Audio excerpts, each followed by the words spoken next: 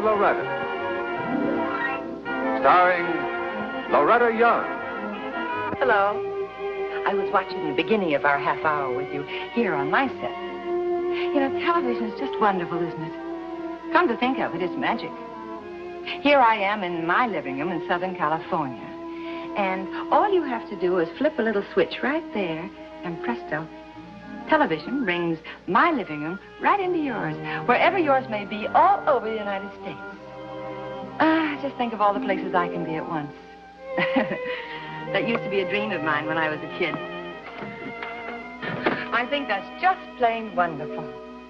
Now, I have a letter here from a man who lives in, well, maybe I better not say, because most of this letter is a complaint about the conditions that prevail in his city. Anyway, he sums the whole thing up by saying, why don't they do something about it? They, the mysterious they, whom we all tend to hold responsible for injustice. Who are they? Well, I'm going to try to answer that question tonight by telling you a story that I heard a couple of years ago. Now, the woman in this story is one of those mysterious theys, and it all begins in an airport. Mr. Robert Brown, any seat, Mr. Brown. Mrs. Charles Harris, any seat, Mrs. Harris. Miss Kate Nordlinger, any seat. Thank you. This is the right plane for Capital City, isn't it? That's right, Mr. Benton. I have a horror of getting on the wrong plane someday and winding up in Tibet. It's not very likely on this flight. Your name's on the passenger list. But that won't keep me from worrying. Mr. Spencer, any seat. Let me help you with that, Miss Nordlinger. Oh, you know me? Well, we've never actually met, but travel in the same circles. Oh, I see. Can I get you a pillow? Oh, no, thank you. Blanket? No, thanks. Well, how about a stick of gum? Oh, no, thank you. Oh, you must chew gum while you're up in the air. Relieves the pressure on the ears. Well, in that case, thank you. Why it relieves pressure on the ears, I haven't the vaguest notion. No. Miss Nordlinger. Miss Nordlinger. Oh, yes? This telegram just came for you. Oh, thank you. Well, aren't you going to open it, Miss Nordlinger? Promise not to peek. Or at most only a little bit. Well, I can't open it. You see, I'm not Miss Nordlinger. I must be having one of those days when my head comes to a point. I don't understand it. Oh, well, it's really quite simple. You see, this flight was all booked solid. Well, there was a woman who had suddenly changed her mind about taking the flight, and she overheard me discussing it with the reservation clerk. And so she offered to sell me her ticket. I see. Well, it would have taken extra time to have it validated in my name, so I just used hers, see? You deceitful woman. I didn't deceive you. I deceived the stewardess. You just happened to have your ears flapping when I answered the name of Nordlinger. Well, that doesn't explain why you let me go on with that bilge about traveling in the same circles. Well, you're trying to pick me up, and I just thought I'd help you out a little. Now, that's what I like about the modern woman. She's so shy and retiring. My name is Lincoln. Peg Lincoln. Lincoln? Lincoln. That sounds vaguely familiar. I'm a writer. I do mystery novels. Perhaps you've read some of my stuff, huh? No, I'm afraid not. Are you any relation to Abraham Lincoln? Oh, my dear man. I have heard that one since I was a wee child. Now, what to do about this? Is anything wrong? What do you see all of a sudden? Nonsense. We're still on the ground. It must be your imagination. It's so stuffy in here. Miss Lincoln. It's so stuffy. Stewardess. Of course. Tell the pilot not to take off and have him call an ambulance right away. This young lady's very ill. Yes, sir, right away.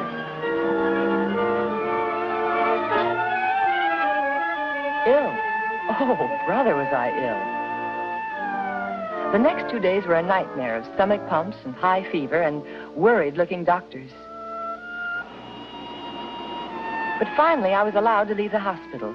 Grant Benton, who gave up his trip and had been very attentive throughout, was on hand to drive me home. Yeah, let me help you off with this. Oh, thanks, Nab. I'm kind of cold. The doctor warned me I might get chills from time to time. He's right.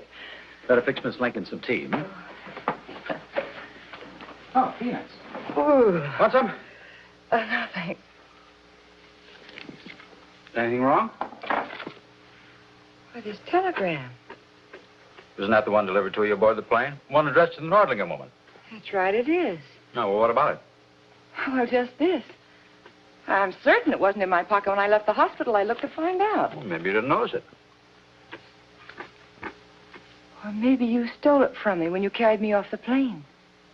And maybe you read it, and then maybe you resealed the envelope, and then maybe you slipped it into my pocket when you helped me into your car.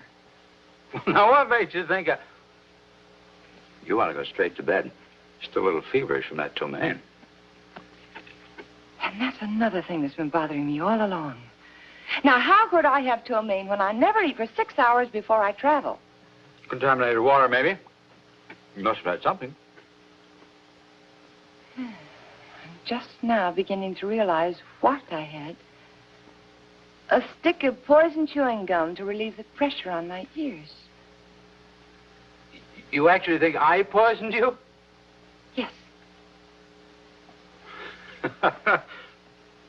Well, now, why would I do a thing like that to a girl I'd never seen before, never had anything to do with? Well, you poisoned me thinking I was a Nordlinger woman. But fortunately for me... Oh, deliver me from female mystery writers. Fortunately for me, you discovered your mistake in time to correct it by rushing me to a hospital. Well, for a murderer, then, I'm really quite a pleasant fellow after all. Not one of these indiscriminate killers. Look, you're not yourself at the moment, but maybe we can end this delirium right now. Oh, don't... No. Have a nice trip. Love. Signed, Aunt Ellen. Say, that's in my gang's secret code. It means boatload of stolen jewels ready to set sail at dawn for What Cheer, Iowa. It was thoughtful of you to rip the envelope so I can't check the resealing. Okay, I give up. Maybe when you're feeling better, you'll realize that you got me all confused with one of your mystery plots. So until then, goodbye, Miss Lincoln. Perhaps I was a little feverish, but if so, it seemed to me that the fever had made my mind clearer and sharper than usual. Telegram, for instance. Something about it appeared wrong. Something I wouldn't have ordinarily noticed. Never mind the tea, Bella. I'm going out for a little while. But you can't. You're too ill to go anywhere, Miss Lincoln. Oh, maybe you're right, Bella. But I have a feeling I'll stay a lot healthier if I get to that telegraph office right away. I checked the main telegraph office to find out the branch from which the telegram had been sent. Oh, it's a regulation form, all right. And the message is pasted on in strips just the way we do it. But look how different the type is from a regulation telegram. Someone must have played a joke on you. Yeah. Tell me, was any telegram sent to Kate Nordlinger at the airport 2 days ago? I could look it up for you in a minute. Will you please? Nathan, Nixon, Oh, here we are. Nordlinger. What's the message? It says, on your return, we'll contact you at Hotel Ludwig. Signed, Patricia Smythe. S-M-Y-T-H-E. Hotel Ludwig. Is there a phone here that I can use? Right over there. Oh, yes, of course. I'm sorry. I had no idea what I'd say to Kate Nordlinger when I reached her. But as it turned out, I didn't reach her. And the desk clerk was so evasive as to her whereabouts that I finally asked to be switched to Joe McNamara, the house detective. Mac was an old friend of mine who had once helped me with the research for one of my books. Mac, I'm trying to locate one of your hotel guests, a Miss Kate Nordlinger. Well, she isn't with us anymore. No, she didn't leave a forwarding address. I know it looks queer, but, well... Mac, please don't hide anything from me. It's very important that I talk to her as soon as possible. You can't get hold of her, Miss Lincoln. She, Well, a couple of nights ago, she threw herself out of the window of the 14th floor. Miss Lincoln? Miss Lincoln? Yes, Mac, I'm still here. Yeah. No, I won't say anything to anybody. Things like that are bad publicity for the hotel. So far, we've been able to keep them out of the newspaper. Well, I don't know too much about her. She was a private detective. I see. Yeah, well, thanks, Mac. Sure. So long.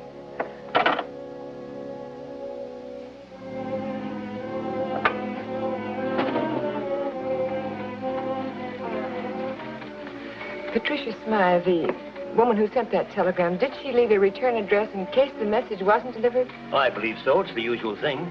Are you ill, miss? You look pale. No, I'm all right, thank you. Would you look for me, please? Why, certainly.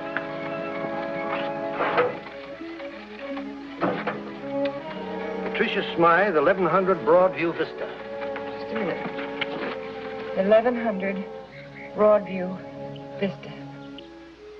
It seemed to be some kind of a horrible dream, and the unknown Patricia Smythe was my only hope of waking up.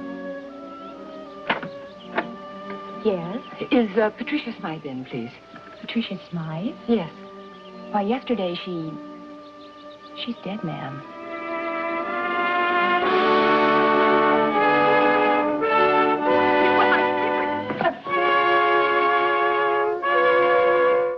The late Patricia Smythe's landlady, when I came out of my faint, was enough to send me scurrying to the district attorney's office. Miss Lincoln, the district attorney will see you now. Oh, thank you very much. Mr. Longman?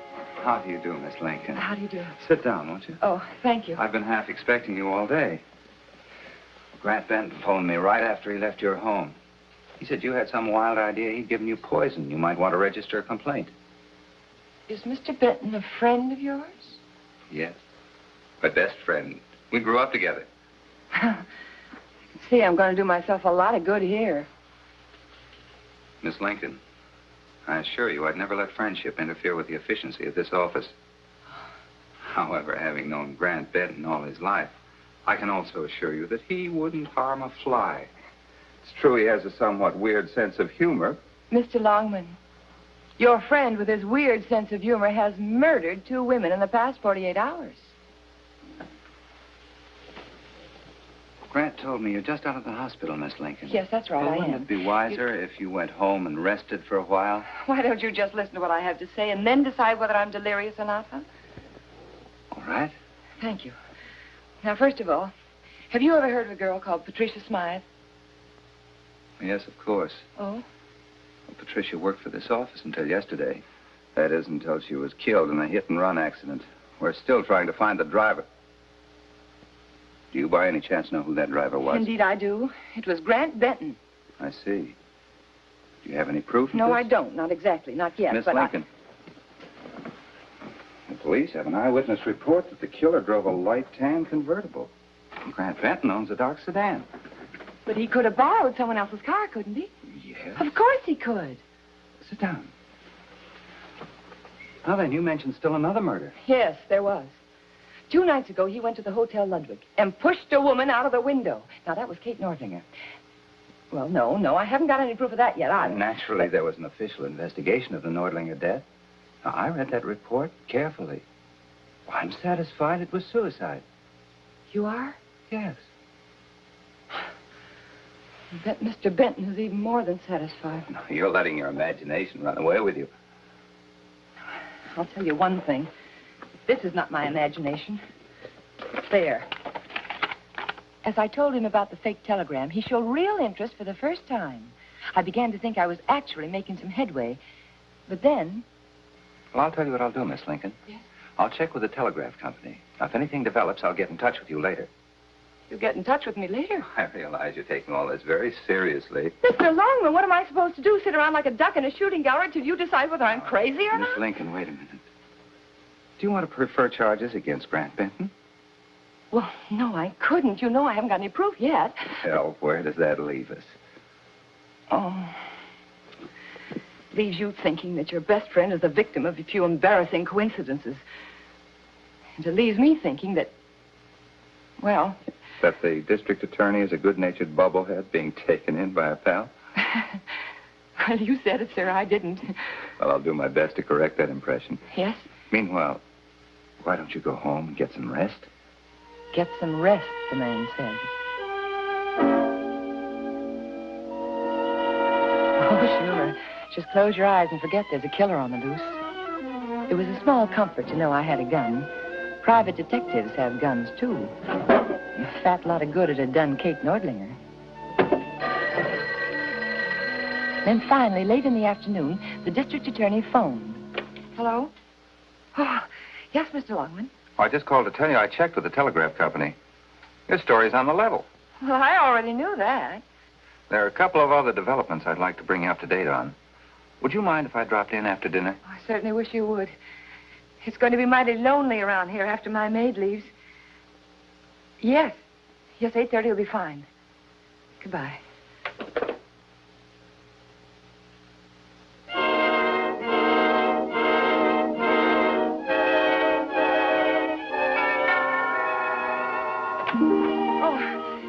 Longwood? Good evening. I'm early. I'm sorry. I hope I'm not too early. Well, just as... What a handsome couple you two make. Our forthright young district attorney and the lovely lady who was only recently voted Miss Unbridled Imagination of the 20th century. Now, you remember, Grant, you're on your best behavior. Oh, I shall ooze decorum from every pore. It was Grant's idea that the three of us could talk this thing out in a calm and reasonable way. Oh, I see. Oh, please, Miss Lincoln. Take my word for it. There's nothing to be frightened of. No, I suppose not. Won't you go in, please?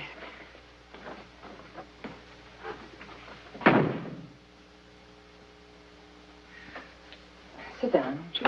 Oh, thanks. Perhaps you'd like some cigarettes.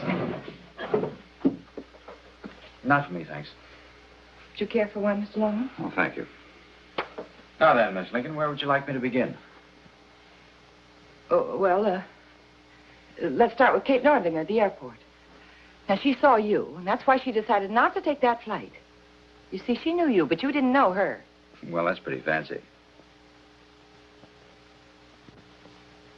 All right. The fake telegram. Explain that away. You're starting with a butte. That's the one thing I can't explain. Oh? I haven't the vaguest notion why it was done or who did it. But you didn't. No. Look, won't you even try to believe me? All right. I will try. Let's even say that you had nothing to do with the hit-and-run killing. Huh? Now you're talking sense. All right, then the next step is the blonde, whatever her name was, the one who committed suicide. Kate Nordlinger. Kate Nordlinger. How did you know she was a blonde? I read it in the papers with my big brown eyes. Why, the whole thing was kept out of the newspapers. I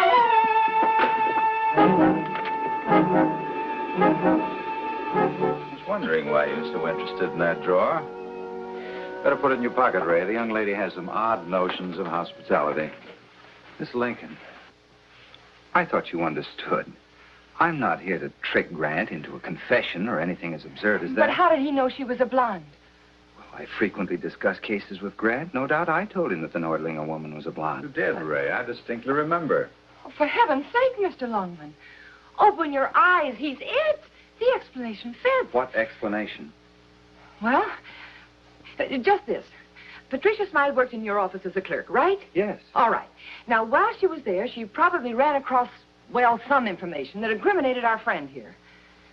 She no doubt decided not to tell you about it because you were such good friends of Benton's you wouldn't believe her anyway. So she went to a private detective. Now, that's Kate Nordlinger. Mm-hmm. And they started working on the case together. Well, somehow or other, our friend here found out what was going on. And then when he learned that the Nordlinger woman was going to take a plane to see the state's attorney, he decided to act. However, at that time, he only knew her by name. And that's how he happened to give me the poison by mistake. Well, it makes sense so far, doesn't it? Yes. Makes sense. You're doggone right it does. And then through the telegram, the real telegram that they delivered to me on the plane, he found out that Kate Nordlinger stayed at the Hotel Ludwig. And that night, while I was in the hospital, he went there and killed her. He pushed her out of a window. And then later, he ran down Patricia Smythe in a borrowed automobile. Borrowed automobile? That's really, right. Miss Lincoln, your logic. Never mind, Ray. She's right.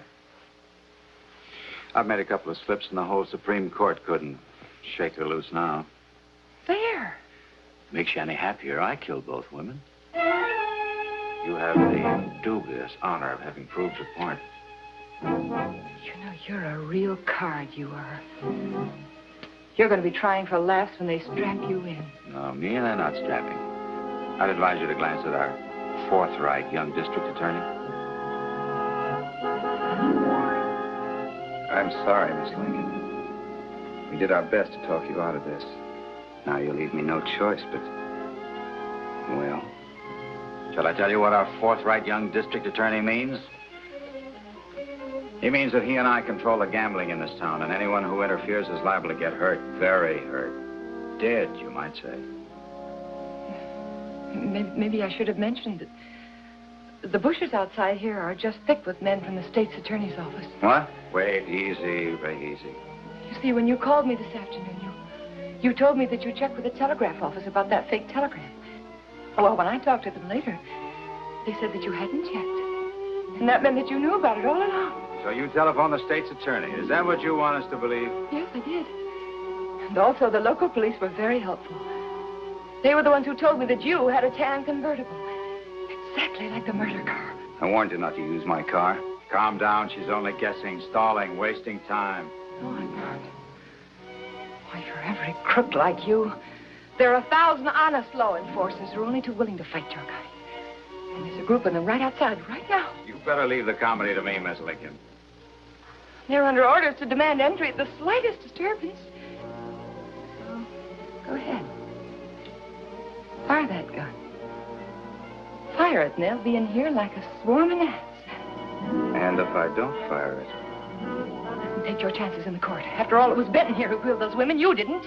If you have any qualms about this, Ray, just hand over the gun to me. Get back, Grant. Get back and stay back.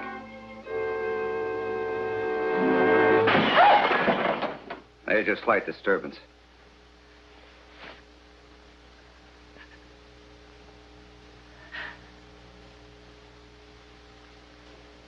They'll be here. We'll wait. That bluff went over like a lead balloon. Now, come on, Ray. Hand over the gun to me. Please don't give it to it, don't. Now, you're frightened, Miss Lincoln. I'm scared to Come death. on, Ray. Quiet.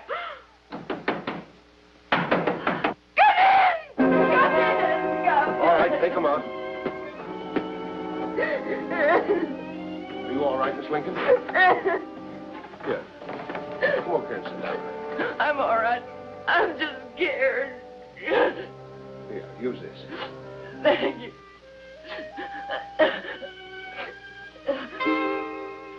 How does a man like that ever get into office anyway? He's voted in, ma'am. Well, then why don't they do something about it? Who do you mean, they? Well, who's ever responsible? I don't know. Well, that's you, ma'am. Me? Yeah, well, you, me, the voters. Ray Longman was elected district attorney by the lightest vote ever recorded in our local elections. I don't get it. Well, there's an old saying. Bad politicians are elected by good citizens who don't vote. Oh. Good night, Miss Lincoln. I'll check with you tomorrow on this. Yeah. And thank you. You're welcome.